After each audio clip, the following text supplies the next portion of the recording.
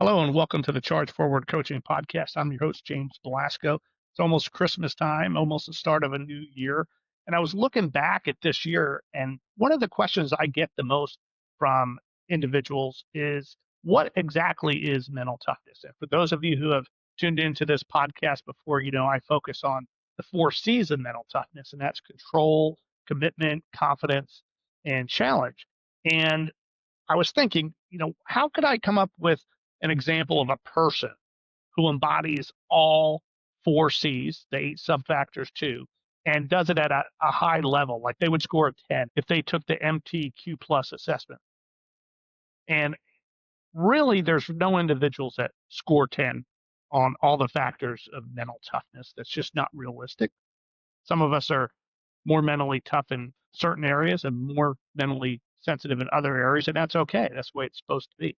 But then I thought maybe there is one person that would get a 10 on all the factors of mental toughness. And I could use him as an example. And you know who that is? Welcome to Charge Forward Coaching, the podcast for committed athletes and individuals who want to achieve more on and off the field. Hosted by James Blasco, certified mental toughness and resilience coach. You'll gain insights and inspiration from elite athletes, coaches, and others who know what it takes to excel. Are you ready to go to the next level? Then tune in, get inspired, and let's charge forward. Now here's your host, James Blasco. Santa Claus, of course. Think about it. Santa Claus has an unbelievable job, an unbelievable goal each and every year. He's delivering gifts to each and every one of us around the world. He does it in one night, and he has to manage that operation all year long. So let's walk through the 4 C's of mental toughness using Santa Claus as an example. Let's start with control. Santa Claus has to have emotional control and life control. With life control, it's all about what he does every single day throughout the year, not just Christmas Eve and Christmas Day. He has to manage the operations. He has to stay fit. He has to be a good communicator. He has to be confident about everything that he's doing. And he really has to feel good about his life as a whole to do the things that he does, because it's pretty incredible, right? Emotional control, well, he has a ton of that. You think about it, he's flying around.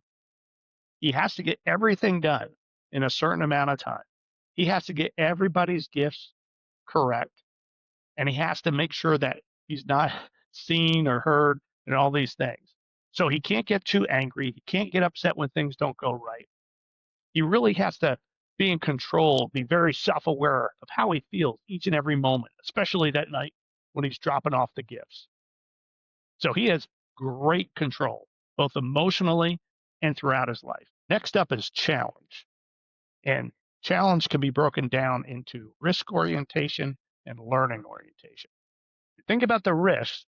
Here he is on a sleigh with reindeer flying through the sky, sometimes super high altitudes, going super fast. A lot of bad things could happen. Plus, he's kind of a bigger guy. He has to go down chimneys. Who knows if he would get stuck? What's at the bottom of the chimney? He has a lot of things going on. And when he gets in the house, what if there's somebody in there that he startles? There's a lot of things that could go wrong. But he does them anyway. He takes those risks, so it benefits the people around the world and makes them happy. And then as far as learning, well, I'm sure over the course of all the decades, hundreds of years that Santa Claus has been doing this job, I'm sure he's made a mistake once or twice, but he's learned from it. He hasn't quit. He keeps going. He's probably used those experiences to improve and create more efficiencies on how he gets things done, not just on Christmas Eve or Christmas Day, but during the course of the year, getting all those gifts ready and working with the elves and so forth. So he's up to the challenge, that's for sure. How about commitment? You talk about goal orientation and achievement orientation. Santa Claus has to be really good at goal setting. He has to know exactly how many gifts, what gifts, get them built and done on time, get them packed on time, make sure that he takes off on time, he lands on time, he's in the right part of the world at the right time. There's all kinds of goals he has to set. And He has to get back home safely, and he has to stay committed. So his achievement orientation has to be really, really high, because not only does he follow through, but he follows through each and every year that he does this. He stays committed to his goals.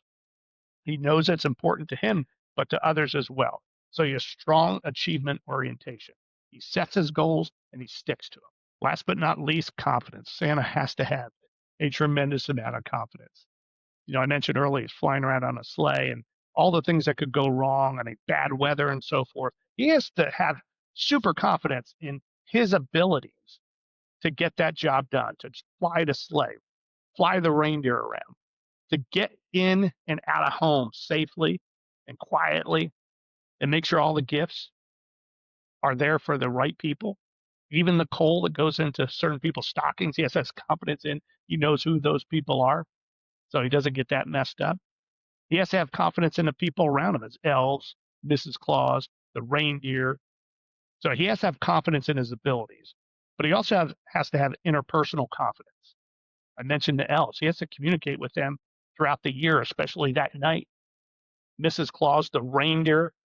What if the reindeer, maybe, someone's not feeling too good? Maybe Rudolph's nose isn't as bright as it should be. He has to know how to communicate with the reindeer to make sure everybody's on the same page, make sure they're focused on the big goal for that night, that he's encouraging, he's being constructive and positive, but he's also getting the job done. And he's there to support his team. So when you look at mental toughness, Santa embodies that. So when you're sitting around the Christmas tree at the fireplace, you're there with family and friends, maybe you bring up the subject of mental toughness, how important it is. Use Santa Claus as an example if people don't understand. You can always go to chargeforwardcoaching.com, learn a lot more about mental toughness. You can even reach out to me. We can have a discovery call for free, and you can learn a little bit more about mental toughness. I can learn a little bit more about you and your goals, and you can learn a little bit more about my coaching and how it might be able to benefit you. So have a great holiday season. Merry Christmas, Happy New Year, and keep charging forward into 2026.